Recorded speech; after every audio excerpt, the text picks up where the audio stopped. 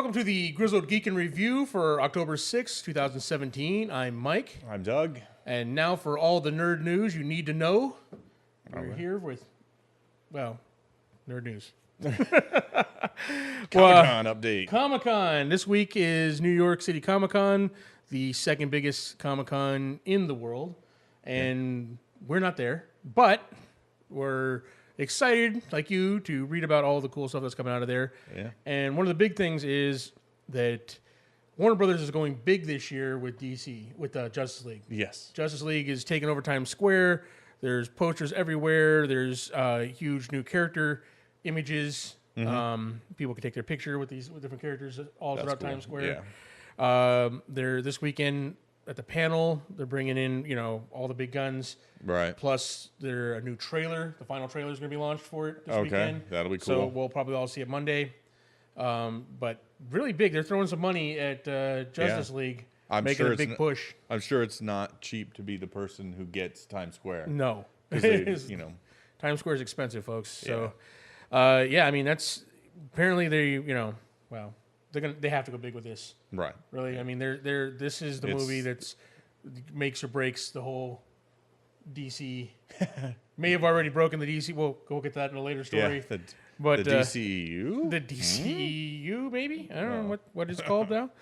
But yeah, so there you have it. There's going to be lots of news about, unfortunately, it's the first day for us of the con, so we haven't done a whole lot of news coming out of it yet. Right, yeah. But looking at the panel, the schedule for the panels that are coming up, there's a lot of amazing stuff that's going to come out of this weekend. So next week we'll have a ton of new news for you. Yeah, we should. Yeah, definitely. All right, moving on is James Bond, Mr. Sinister. It's being reported by Splash Report that Daniel Craig is close to being cast in the Gambit movie.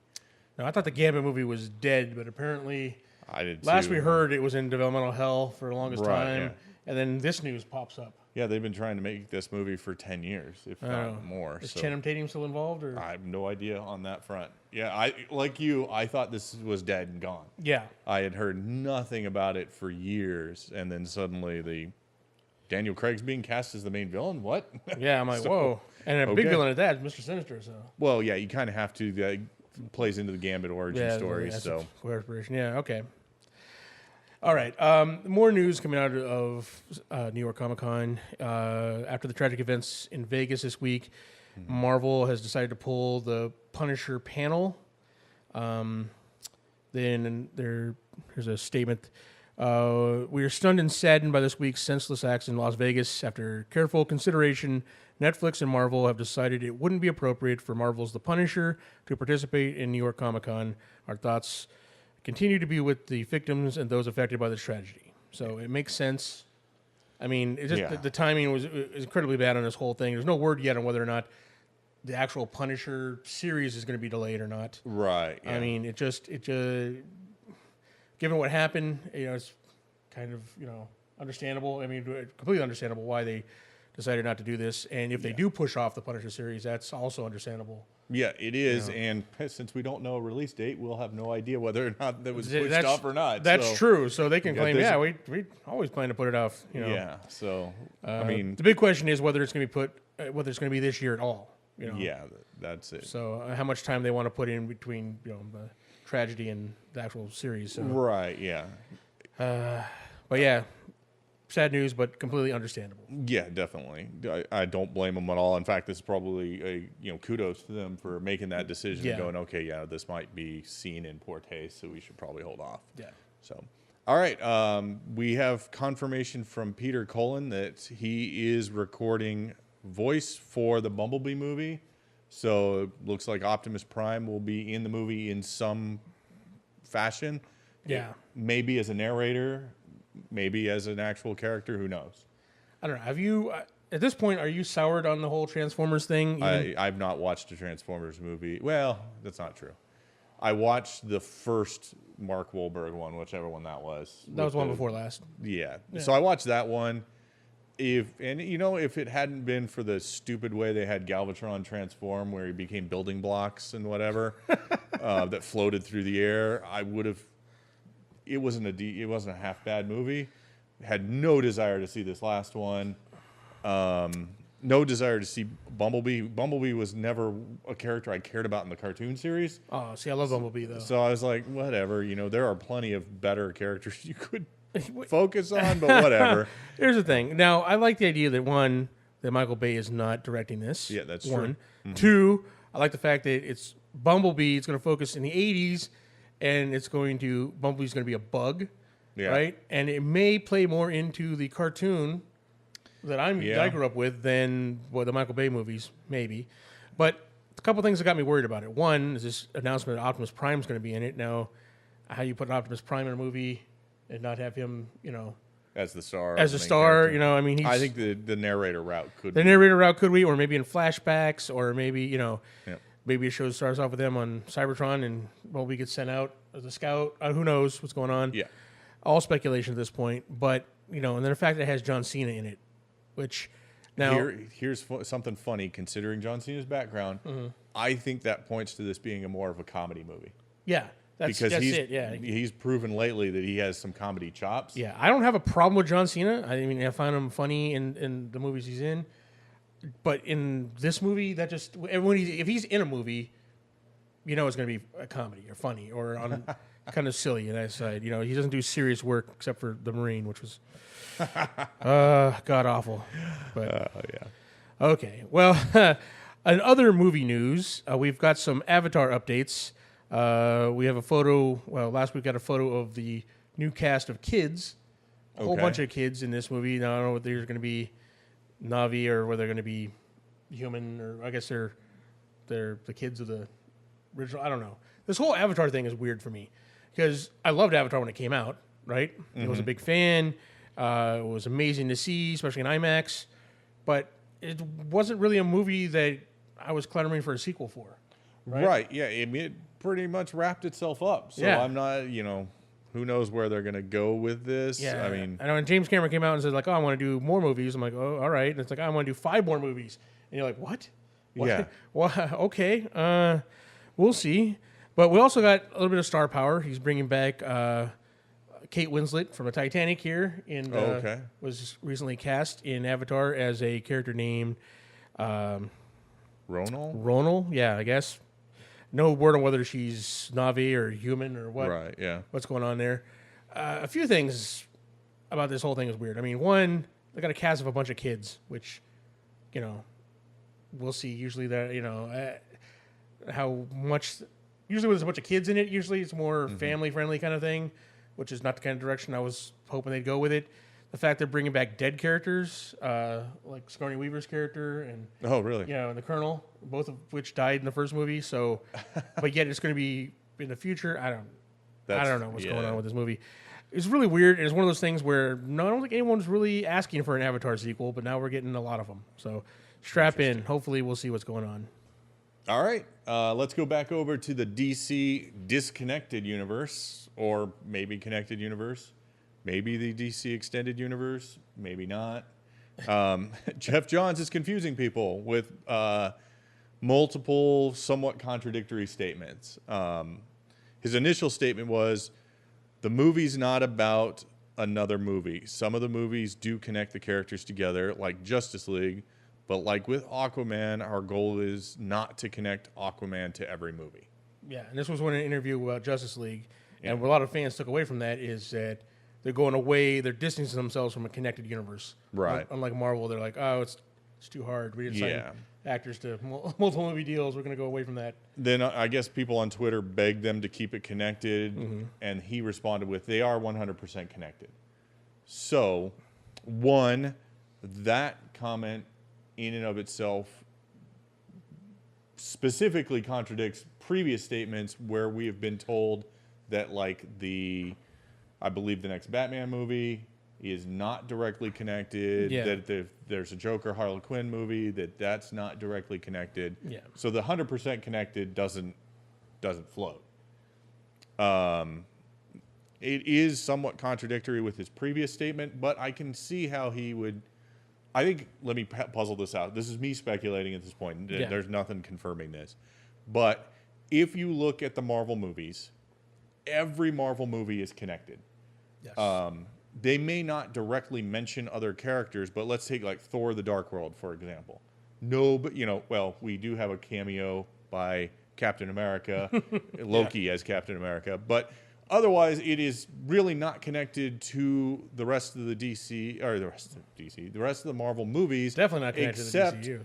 that there's an Infinity Stone, Yeah. which connects it to the overarching, Avengers Infinity Stone. Same thing with Guardians of the Galaxy. Ant-Man has the Avengers compound, and Falcon. Everything in DC, or everything in Marvel has some sort of connective tissue. Right. I think what he's getting at with the Aquaman is, he's in Justice League. You're going to see him in Justice League, but this other movie about Aquaman is just about Aquaman. It's not feeding into a further story down the road. Yeah. Yeah, that Aquaman character you're seeing in this movie, he's a member of the Justice League, but what happens in his movie happens in his movie. It's not setting up another movie. Right. I'm hoping that's what he means by that. Yeah, hopefully. I mean, here's the thing. All these movies don't need to be connected. In fact, when you try and connect them too much, you get problems with like Avengers Age of Ultron, where they try to shoehorn too much, projecting future movies into that movie. Right. And it kind of mess with it and upset the director and the whole bit. But, I mean, I like the idea that they need to keep in mind that they're all, for the while there, the first phase 1 and 2 of Marvel was all like not only connected, but each movie fed into the next one, right? So it was all in chronological order. Right. Phase 3, they're starting to mix things up a little bit, messing with, timeline. Sure. Movies, and see what's going on, and that's fine. What I want to do, though, is make sure that there's an overall continuity for the world, right? Yeah. So if they blow up Metropolis in one movie, they can't just go to the next movie. Aquaman can't go downtown Metropolis and it's fine. And it's fine. Yeah, exactly. I mean, something like that where, there needs to be, I don't care if Aquaman mentions Superman or anybody else. Right. There doesn't need to be cameos in a movie. The bottom line is they need to make a good movie first, right? And then, build around it and then have like, the Justice League, the team up movie every, so often or whatever. Right, yeah. Just like the Marvel's doing with Avengers. It doesn't need to be as connected, but I don't want it to be completely disconnected. And Sure. where the disconnect is going to come in is when they start doing like multiple people playing the same character. Right. That is where it's already going to be confusing with the TV because they have such a popular TV universe. Yeah. If you bring in a Green Arrow that's not Stephen Amell, people are going to be all like, wait, what? What's going on? I mean, they're already doing that. They just need to realize that that's going to happen. And then if you have somebody play the Green Arrow in one movie and then somebody else play him in the next movie, now you're really messing things up. Right. So, in the same interview or in a related statement, Jeff Johns did also confirm that the DC Extended Universe isn't the official name or it's not the correct name, but he didn't give a specific name to take its place that they're calling it. So it is DCEU until you give us something else to call it. We're going to call it DCEU. Everybody's going to call it DCEU until we have something else to call it. Yeah. So there you go. Okay, moving on. Last year's M. Night Shyamalan movie, Split, was shocked fans by not only announcing his return to kind of the horror thriller genre, right? But his also returned to making good movies because it's been a while. But it also surprised people in the fact that at the end teased, spoilers if you haven't seen it yet, that it is in the Unbreakable universe. Yes. With David Dunn and Mr. Glass. And and which is, in my opinion, his best movie. Yeah. Well, Sixth Sense is hard to beat, but yes, it is one of my favorites. Yeah. But yeah, a surprise sequel to Unbreakable, actually, and turned out to be the middle movie for a trilogy of movies. And just recently, they've started work on Glass. Right, started production on Glass. Yeah, just the last couple of days, they tweeted out a picture of the production, like clapper, I think it was. Right. Yeah. So they got that. Everyone was super excited about that. Bruce Willis coming back. Samuel L. Jackson's coming back. Yeah. Right. And they gave us a brief. We don't know a whole lot about the movie yet, other than all three of them are going to be in it. Right. But they gave us a brief little kind of synopsis, I guess. Said Bruce Willis's David Dunn will attempt to track down the Beast, James McAvoy, following his murder spree in Split, while Samuel L. Jackson's Elijah Price, a.k.a. Mr. Glass, emerges as an orchestrator who holds secrets critical to both men. Interesting. So I'm going to have Glass as kind of like the manipulator behind the scenes. the arch villain, you know, kind of manipulating things. Beast as the muscle. Yep. You know, and then That's David gonna be Dunn. interesting. Yeah, it's good. It's going to be good to watch. Yeah. You know, old man Bruce Willis be a superhero. Yes. It's good. I'm super stoked for this. Didn't know what to expect with Split. We saw kind of a comeback with The Visit. You know, it was kind of the horror roots, and it wasn't a bad movie. It was pretty good. Mm-hmm. But then Split just kind of like, oh wow, it took everybody by surprise. It took me by surprise anyway. Yeah. So I'm super excited for Glass. Cool. Yeah, it looks awesome. All right. Venom is getting a rewrite from 50 Shades of Grey writer.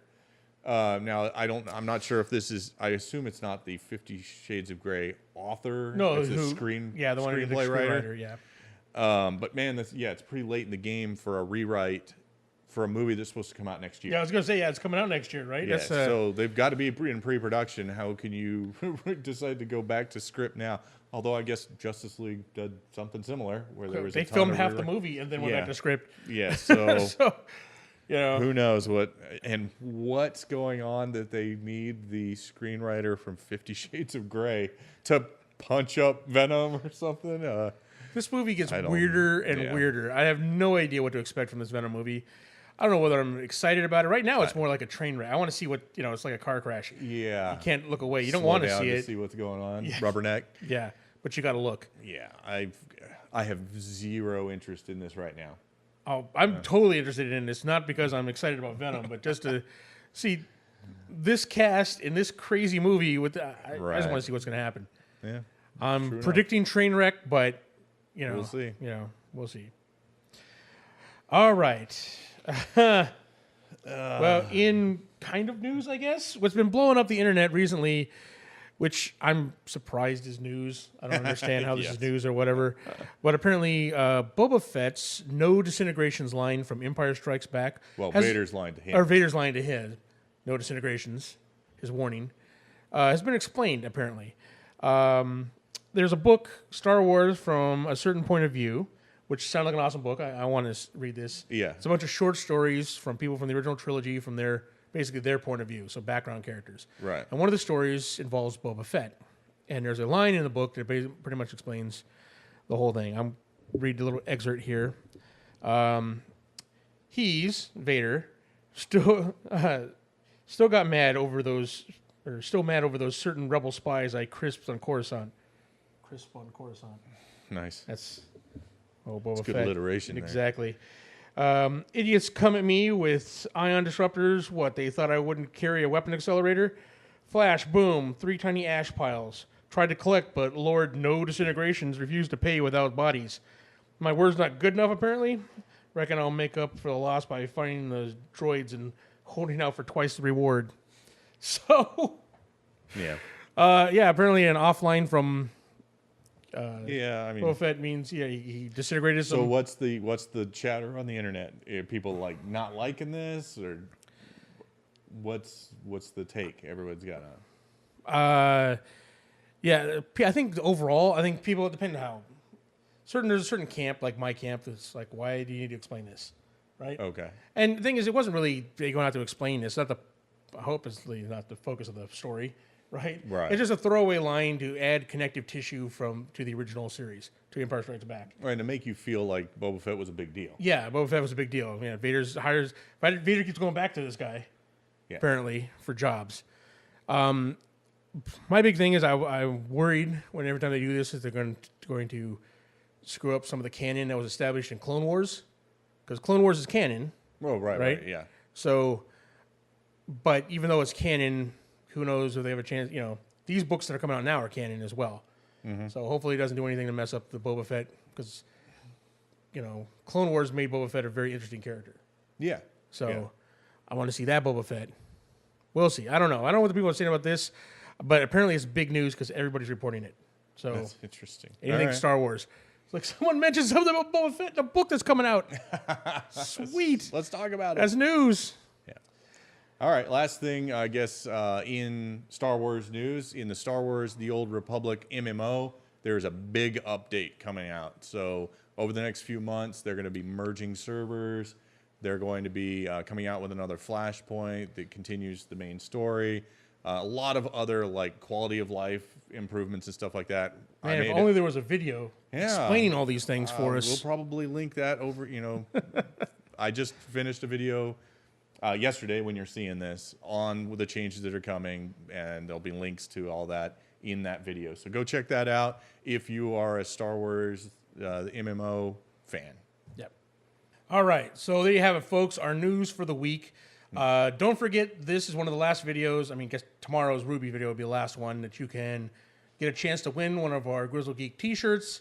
All you need to do is be a subscriber, like, and comment on one of these videos. We're going to give one away for every video that we're doing this week, including this one. So like and comment on this video right now for your chance to win. And then the last chance will be tomorrow's Ruby video. And then Monday, we're going to be putting out a video, kind of a look back on a year of the Grizzled Geek. Yeah. Or, 1,000 subscriber look back. And in that video, we'll announce the winners of the shirts. So we're going to give away one for every show.